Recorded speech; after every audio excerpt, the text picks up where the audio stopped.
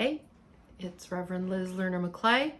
Welcome to First Unitarian's First U Sunday morning program.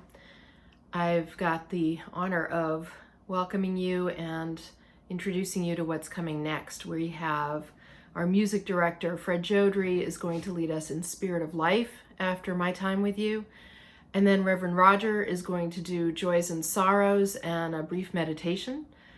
Our Director of Religious Education, Kathy Sagal, has a story that she's going to share with us this morning, and Christy Martell, our Interim Youth Music Director, is going to close with the John Lennon song Imagine, which of course we can all join in singing together. And then, for the first time so far in our online programming, we have a coffee hour gathering immediately after this part of our program. So hopefully you've received the Zoom meeting invitation and you can maybe join for coffee and conversation. It will be so good to see each other's faces. I hope you can be there, and I'm glad we're together now for this. Can we join in the words for our chalice lighting?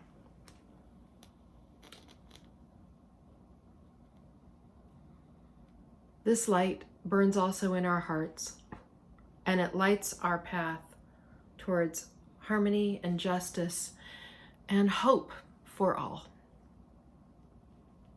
So I want to talk with you this morning about resilience. And really, you maybe think I've heard enough about resilience already, because it's been such a hot word, hasn't it, the last few years? We hear so much about resilience from self-help gurus and schools that say they will teach it to our children, and faith organizations that talk about what spiritual resilience looks like. And the truth is that I've been thinking, why are we hearing so much about all this resilience? What's really behind it? I kind of think that people who are really, really resilient don't need to talk about it all the time. I think they probably talk about it very little. I think maybe part of the reason we're talking about it so much is that we're worried we don't have it. And so we can talk a lot about how to get it and what it is that makes it possible for us to strengthen it. But in the meantime, maybe we've gotten soft. Our ancestors had plenty of resilience when they came over. No matter what their circumstances were, they had to have had enormous resilience to survive the circumstances that brought them to this country. But nowadays, it's a lot easier than it was for them. No matter what, we have life easier than they did. And if that is softening, that's understandable, but it also means we're less resilient. And now here we are in the midst of a time that demands resilience. And what do we do with that? What do we do with this time when we both have to anticipate this virus that's coming our way and that we keep hearing is going to be worse and worse, and yet it's already here also? And the impact of it on our lives is already so incredibly felt. It's like we're in limbo between these two places, moving between these two poles over and over again. Limbo is originally a word that was associated, comes from the Latin for limbus, which means border. And it's originally associated with the most distant circle of hell, a place that was reserved for infants who died before they were baptized, or people who lived before the advent of Jesus, who had no chance to be blessed. And so they just get this taste of hell, but they're still there. And that's kind of where we are at this moment in time now, with the virus upon us and so much more coming.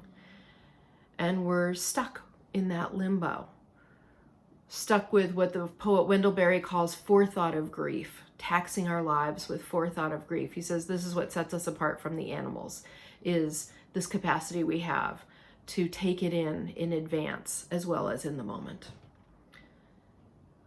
Another meaning of limbo, of course, is the one that comes to us from the island of Trinidad, which invented the dance, the limbo, which also feels kind of like what we're in the middle of, right? You have this bar, you've got to bend to get underneath it, the bar gets lower, you have to bend to get under that, the bar gets lower, it gets harder, you have to bend more.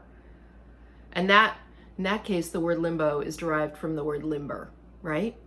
Because of course you've got to bend. And I think that in fact is what resilience ultimately looks like. That's what being able to heal or even bounce back from something really hard is about, being able to bend rather than break. And that's what I think is being asked of us all right now. We have to bend rather than break.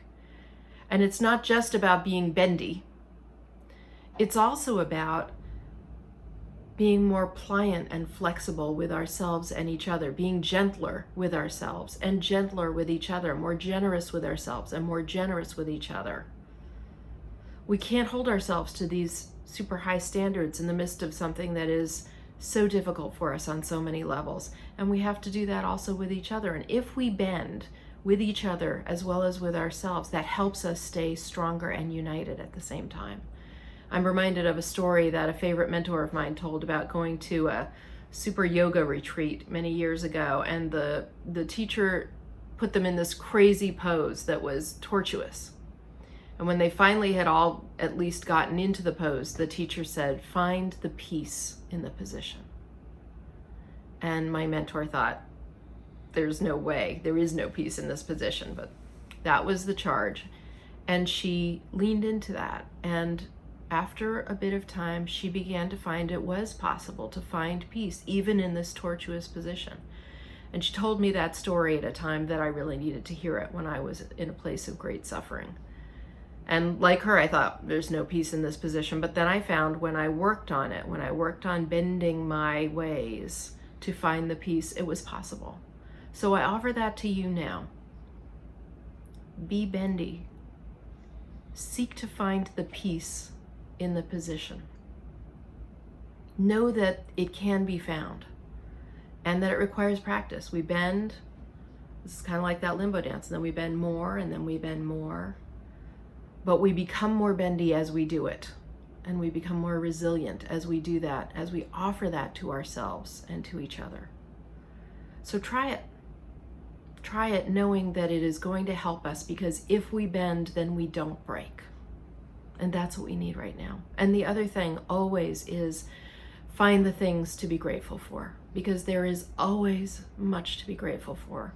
And it really helps to remind ourselves of exactly what that looks like. Maybe that's part of finding the peace in the position.